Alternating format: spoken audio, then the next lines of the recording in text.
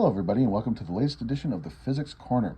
I am your host, Dr. Christopher Sorolla, and this is a series of videos in which we set up and solve introductory physics problems. Today we're relying on an old classic, the box on an inclined plane. So the idea is this: we have a box or a crate or similar object that is going to slide down a linear or perfectly smooth inclined plane. Notice there are no bumps or wriggles or curves to the plane. The box is also itself smooth, and it'll be sliding down the plane if we release it. Or, well, let's find that out.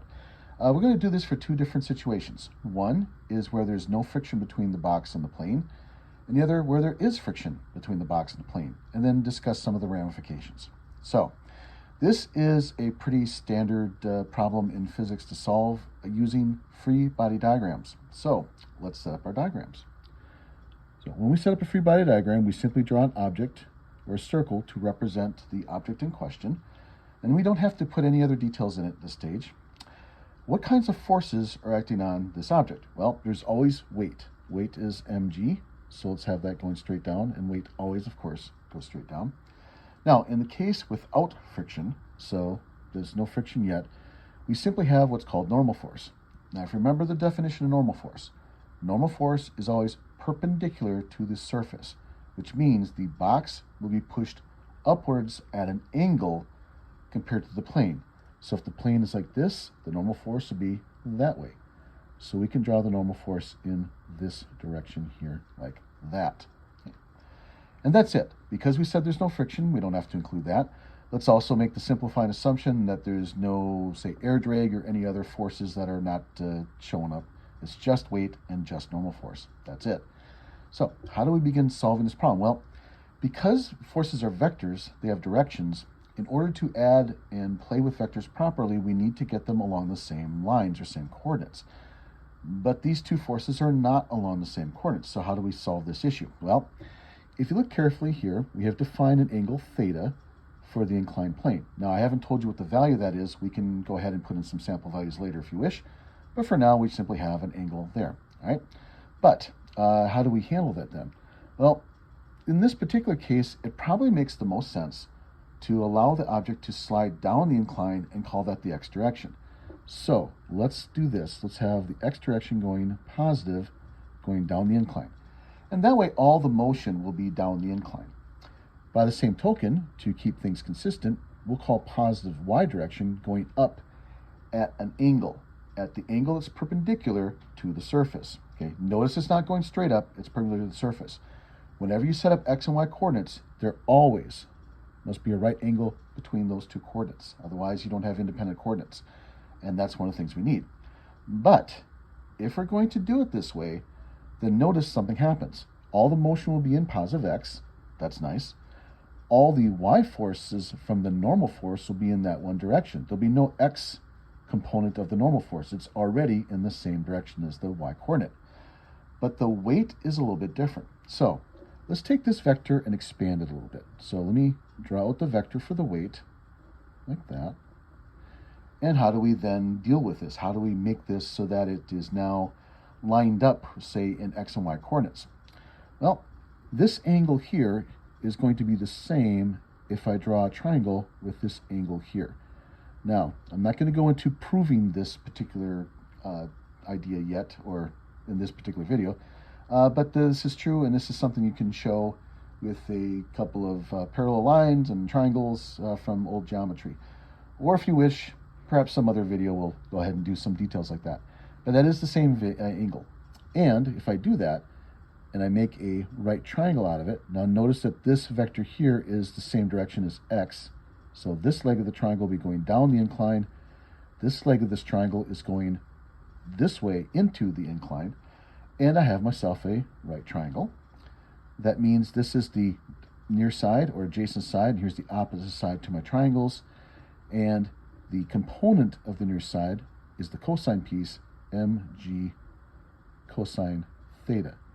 The far side, or side that's opposite of the angle, is the sine piece, and that component becomes mg sine theta. Notice something has happened when we do this, that cosine is not linked up with x and sine is not linked up with y. That's a common misconception or a very simple mistake to make sometimes. If you're not sure how to handle sines and cosines, always go back to the original definitions. Cosine, by definition, is adjacent side divided by hypotenuse. Sine, by definition, is always opposite side divided by hypotenuse. And we've held on to those definitions here. So cosine is this side divided by this side, right? Sine is this side divided by this side. And when we do that, we can always keep it straight. So it's not always true that a cosine is related to x directly and a sine is always related to y directly. That doesn't have to happen, and it didn't happen here. All right, so let's recast our free body diagram to reflect these changes. So we can leave the normal force alone. That's still going up like that. But now I have a weight, or a component of weight, mg cosine theta, that goes like that. And I have a component of weight mg sine theta, which does this. And let me put in my positive x and positive y axes to emphasize what's happened. And you can see now we have recast our free body diagram, so all the vectors are along coordinates. They're either all in x or all in y, and that now means we can sum everything up, whereas before we couldn't do that. So this is a key point to make then. If you're dealing with force problems and some of the vectors or all the vectors are off at angles compared to the coordinates, always take that vector, break it down into a right triangle with its individual components, x and y components, make it so that, choose it on purpose, so that it works out in your favor, and then run from there. All right, so now the rules for running these equations are as follows then. The net force in the x direction is then just simply this force here. Now notice, by the way, if there's no friction, there's no force over here. That's it. There's no friction. So it's simply mg sine theta. And that's all we have. If there's only one force, there's not much to sum, but that also means, therefore, there must be acceleration. There's nothing to cancel. So it must be ma, then like that. Now, just to be complete, the forces in the y direction will be normal force then, going straight up, minus the component of the weight mg cosine theta going down.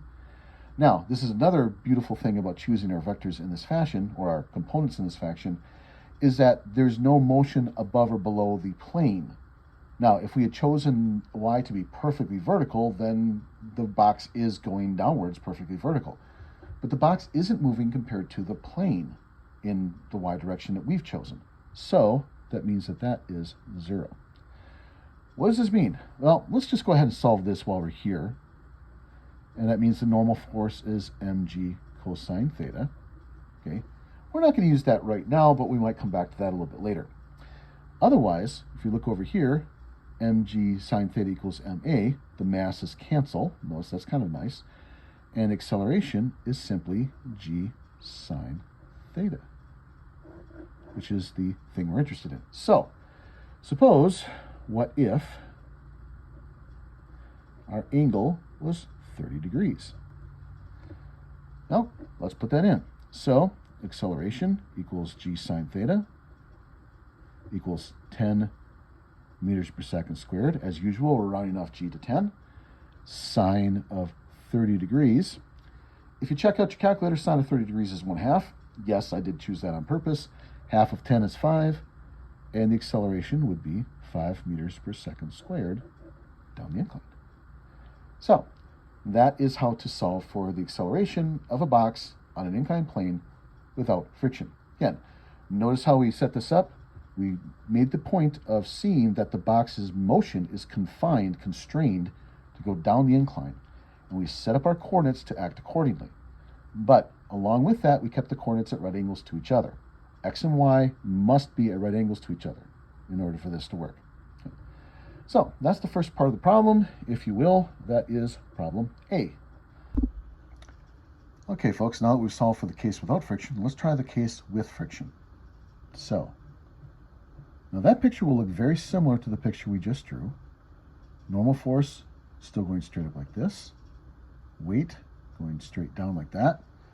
But now there's friction. So friction always opposes the direction of motion, or the direction of intended motion. As we already saw, the box is going to slide downhill Therefore, we want the friction to go uphill. So the friction will be drawn like this. So if we keep the same directions we had for x and y previously, where they're angled like that, and again, that's perfectly legit as long as they're angled so that they have a right angle between them. That's all that's necessary. Then we have friction and normal force both along x's and y's. And again, it's only mg, the weight, that is off at an angle. So the same kind of idea that we did previously. Let's recast our forces, specifically our weights. So the components of the weight will be along the x's and y's. So our picture now looks like this. All right, let's go ahead and set this up. So the y component is probably the easiest. In fact, that hasn't changed because friction only is acting in x. So our equation for the y forces is exactly the same as was before. Normal force going up above the incline at that angle. Now it's the component of weight mg cosine theta going down at that angle. And again, the same argument as we had earlier. The total force in the y direction now is 0. Again, if we had chosen the y to be perfectly vertical, we couldn't do this. But because we chose y to be at an angle compared to the incline, then this is okay. All right, what about the x component? That's a little bit more difficult. So, in this case, the component of weight, mg sine theta, is what's pulling the box downhill. And by the way, notice that while weight always pulls straight down itself, the component of weight, which is at an angle, not horizontal, but angled, is what's pulling the object downhill. So, yes, gravity still pulls you downhill, but it depends on the angle, right? Friction is going straight up, so kinetic friction going up like that. Now this is specifically kinetic friction. We're going to assume in part B here that we have sliding motion. Therefore, sliding friction or kinetic friction is what we need to put in there, like that. And those are two forces in x. Now again, we're assuming for the moment that this will be sliding downhill. So therefore there's acceleration, ma like that. All right, so this equation here, we already can solve that. We might as well go ahead and do that, take care of it right away. Normal force is mg cosine theta. That's perfectly fine. But what about friction? How do we handle the friction part? Remember, friction has an equation all of its own. Friction is equal to the coefficient of friction multiplied by normal force, right? Now, the coefficient, to remind everybody, is a measure of the quote-unquote stickiness between the surfaces. If you have a coefficient of 0, there's no stickiness at all. It's perfectly slick. The higher the coefficient, the stickier the surfaces are compared to each other. Notice the way I'm speaking. You must have surfaces, plural. It makes no sense to talk about the coefficient of friction of, say, a wooden plank. It's wooden plank and a, say, wooden crate on top of it, or a rubber phone compared to a wooden crate, or whatever, right? It has to be two surfaces in contact with each other to make a coefficient. But coefficient of friction, 0 for nothing, no friction at all, and then as it slowly goes up as you have friction, we'll put in a sample number in a moment. Normal force here. Now, since we're going to go ahead and have to do this anyway, let's go ahead and substitute in what the normal force is. From the previous equation, we found normal force is mg cosine theta. Notice, by the way, we don't have to go in order always for our equations. I went ahead and solved the y equation first, because I knew from experience that that's a little bit easier to do. If you did the x equation first, that's fine, but notice you'd have to put in the y equation of forces to get your normal force in order to take these steps. So sooner or later, you're going to have to do this anyway, right? So, but point being, I now have friction rewritten in other terms that I can make use of. Let's go ahead and put that in here. So this equation, mg sine theta, minus now coefficient mg cosine theta, like that. So I've just substituted friction equals mass times acceleration, like that. Okay, notice mass is common to all three terms, so we can divide that out, and I can rewrite this as A that equals g sine theta minus mu g cosine theta. Or if I want to simplify this a little bit further, pull the g out, because it's common to both of those terms, sine theta minus mu cosine theta. That's a matter of taste at this point. All right, so what does this all mean? Okay, well, first of all, let's compare it to a result from before. When we had no friction, our result was this. Acceleration was g sine theta, and for example, for a 30-degree angle, since sine of theta is 1/2, and we let g round it off to 10, 5 meters per second squared for the acceleration down the incline. Okay, what will we find here? Well, let's do this. What if we say that the coefficient is 0.1, and that's a common enough value of a coefficient that should work. And of course, g is 10, and our angle is still 30 degrees. Then, let's use this version. Acceleration is 10 meters per second squared. We have sine of 30 degrees minus 0.10 for our coefficient, and cosine of 30 degrees. Okay? Now, let me go ahead and point out a couple things. You can plug this in your calculators, right? We want to do this major calculation inside these brackets first. Cosine of 30 degrees, if you were to look it up in your calculator, round it off would be 0.866. Multiplied by 0.1, these things together is 0.0866. We're subtracting, of course, sine of 30 degrees is 1/2 or 0.5, exactly.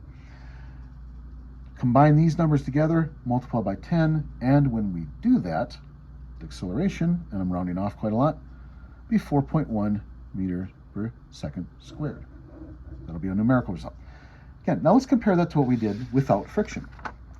When we did this without friction, our answer was 5. With friction, our answer is less. It's 4.1. Does that make sense? Yes, it should make sense. If we put in friction, friction's job, if you will, in nature, is to try to slow things down, isn't it? And that's exactly what has happened. The acceleration is not as large as it would be if there was no friction. Okay, so that is our case here. So now you can play with these numbers, right? Obviously, you can change the coefficient of friction, you can change your angle and see what happens. But in this particular case, we've chosen something that should be decently straightforward. Here's my last question for us today.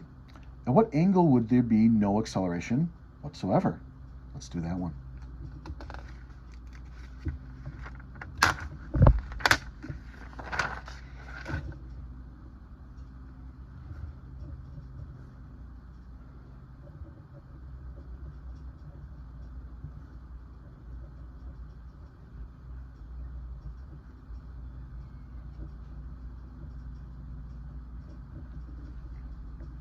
So, what if there's no acceleration whatsoever? How do we work that? Well, the equations are exactly the same as we had before, and our solution for acceleration is still the same as it was before, but now we need to analyze it a little more carefully. So, let me write down the solution we had. A was equal to g sine theta minus coefficient g cosine theta. So, none of what we did before changes. All right, that doesn't happen, but if we say there's no acceleration, then we set a equal to 0. So let's try that. So let a equal 0. Then we have g sine theta minus coefficient g cosine theta equal to 0 as well, right?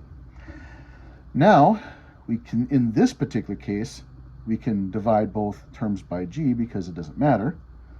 Sine theta minus coefficient cosine theta equals 0 like that. Move cosine theta over to the other side. So coefficient times cosine theta equals sine theta. Divide both sides by cosine, and we get an interesting result. Now let me write it out so everybody can see what we're doing. Sine divided by cosine, you might recall, is also tangent. So, if there's no motion, this is our algebraic solution. Now, a couple things to say. We went in assuming that the coefficient was kinetic friction, but is that actually true right now? And it turns out, no, it's not. If it's not sliding, if there's no motion, It's not kinetic friction. It can't be. It's got to be what we call static friction. So it's now static friction that we're talking about. Okay? Like that. And it's simply the tangent of the angle, strangely enough. So let's put in a couple of sample numbers just to give you a feel for how this works. So let's suppose, for example, we do a little table of angle versus tangent, which is, of course, the same as our coefficient, right? What if the angle is 0 degrees? Well, tangent of 0 degrees is 0 as well, and that just means you're on a horizontal surface, right? Well, the object's not going to slide downhill because there's no hill to slide down. That makes sense. All right. What if your angle is, say, 15 degrees? Then you would find out that your tangent, or now your coefficient of friction, is 0.27. What if the angle is 30 degrees? Now, this is interesting. Before we used 30 degrees, and sine of 30 degrees was 1/2. But this isn't sine, this is tangent. Tangent and sine are not the same thing. They can be different. And in fact, here they are. If you had an angle of 30 degrees, in order for your object to not slide down a hill, the coefficient of friction needs to be 0.58, not the 0.5 that you might have otherwise thought, because it's tangent, not cosine. What happens if we go real extreme, like 45 degrees? Interestingly enough, the tangent of 45 degrees is 1.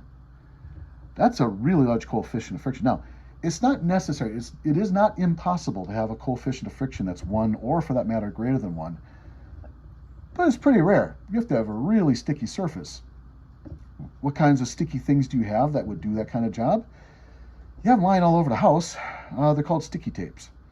If you've got a sticky note with the tape on it, you could slap that on a surface and that easily holds it up, right? So not a problem. In fact, it's easily sticky enough that you could put a sticky note on a refrigerator that's perfectly vertical and it still holds it up easily. So the effective coefficient of friction is more than large enough to handle that. So it's possible. But if you're talking about objects that slide across each other, that's difficult to come by. But it's not impossible. In any case, this is what happens. The coefficient of friction is the same as the tangent if you set it up so that the object doesn't slide at all. All right, and that concludes our solutions for today. So thank you for your attention. I'm your host, Dr. Christopher Cirola. Technical support is supplied by Cindy Gauchow and Sophia Turner. Our funding comes from the University of Mississippi and University of Southern Mississippi. I am your host, Dr. Christopher Cirola. Thank you for your attention, and clear skies, everybody.